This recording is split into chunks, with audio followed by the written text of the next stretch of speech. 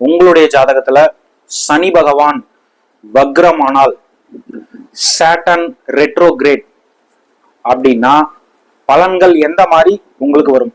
சனி வந்து எந்த வீட்டுல வேணாலும் இருக்கட்டும், ஆனா அவர் வந்து வக்ரம் ஆயிட்டாரு அப்படின்ற பட்சத்துல பலன்கள் என்னவாக இருக்கும் அப்படின்றத பத்தி நான் வந்து ஃபுல்லா உங்களுக்கு சொல்றேன். ஃபர்ஸ்ட் வந்து ஒரு விஷயம் தெரிஞ்சுக்கோங்க, எந்த கிரகம் வக்ரம் ஆனாலும் சரி, இப்போ ஒரு சில கிரகங்களுக்கு வந்து வக்ரகதி கிடையாது.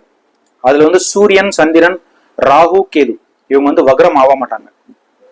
இப்போ இந்த 4 கிரகங்களை விட்டுட்டோம் அப்படின்னா குரு, சனி, புதன், சுக்கிரன், செவ்வாய் இந்த 5 கிரகங்களும் வக்ரகதி உண்டு. சோ இந்த கிரகங்கள் வந்து வக்ரம் ஆயிட்டு தான் இருக்கும். சோ அந்த வக்ரம் ஆகிற நேரத்துல நீங்க பிறந்திருந்தீங்க அப்படின்னா அந்த கிரகம் வந்து உங்களுக்கு வக்ரம். ஓகேங்களா?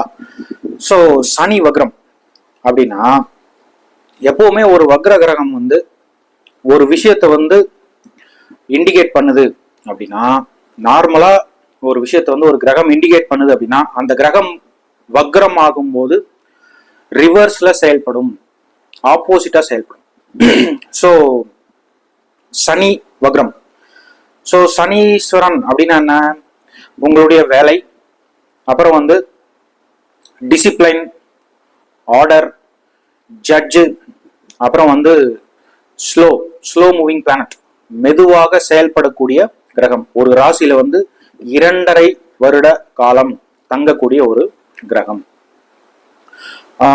அப்புறம் வந்து ஏதாவது ஒரு விஷயத்த வந்து டோட்டலா வந்து தடுத்து நிறுத்துறது, ரொம்ப வந்து ஸ்லோ பண்ணி டிசிப்ளின் அப்படின்னா என்ன அப்படின்னு கத்து கொடுத்துட்டு அப்புறமா பலன்களை கொடுக்கக்கூடிய கிரகம் வந்து சனி.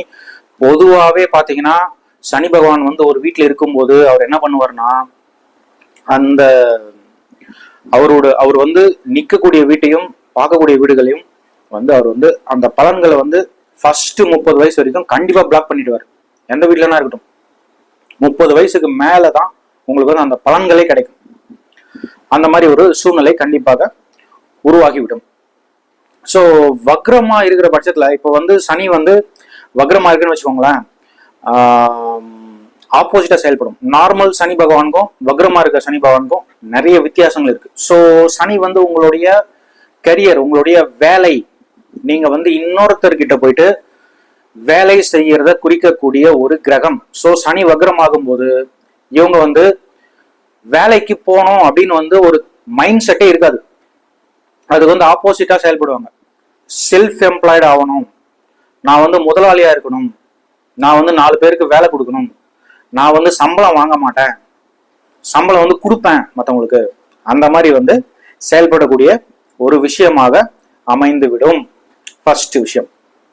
நெக்ஸ்ட் வந்து சனி வந்து ஸ்லோ மூவிங் பிளானட் இல்லைங்களா, மெதுவாக பலன்களை கொடுக்கக்கூடிய ஒரு கிரகம். ஸோ இந்த வக்ரமாகும் பட்சத்துல சனி வந்து ரொம்ப வேகமா செயல்படுவார். ஸோ இந்த ஸ்லோன்ற பேச்சுக்கே வந்து இடமே கிடையாது. ஏதாவது ஒரு விஷயம், ஃபார் எக்ஸாம்பிள் சனி வந்து 2வது வீட்டுல இருக்குன்னு வச்சுக்கோங்களேன், சனி வந்து வக்ரம் ஆயிடுச்சு அப்படின்னா நிறைய பணம் சம்பாதிப்பாங்க. ஆனா சனி வந்து வக்ரமா இல்லாம 2வது வீட்டுல இருந்தது அப்படின்னா பணத்துக்கு ரொம்ப கஷ்டப்படுவாங்க.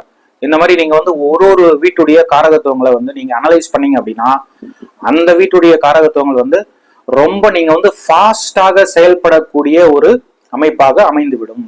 அதே மாதிரி சனி வந்து ஹார்ட் ஒர்க், ரொம்ப கடினமாக உழைக்கக்கூடிய ஒரு பிளானட். ஐ மீன் உங்களை வந்து அதிகமா வந்து உழைக்க வைக்கும். ஸோ இப்ப சனி வக்ரம் ஆயிடுச்சு அப்படின்னா நீங்க வந்து ஹார்ட் ஒர்க் பண்ண மாட்டீங்க, ஸ்மார்ட் ஒர்க் தான் பண்ணுவீங்க அப்படின்னு சொல்லிடலாம் ஈஸியா.